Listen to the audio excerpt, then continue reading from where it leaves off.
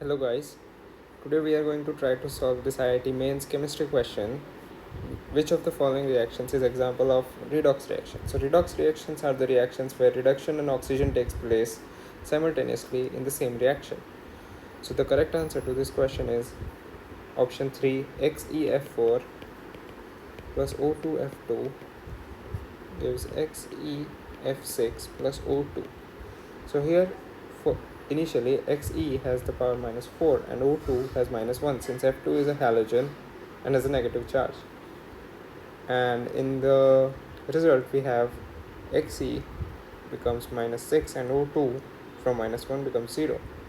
So here Xe F4 plus 6 minus 6 is being oxidized and oxygen is being reduced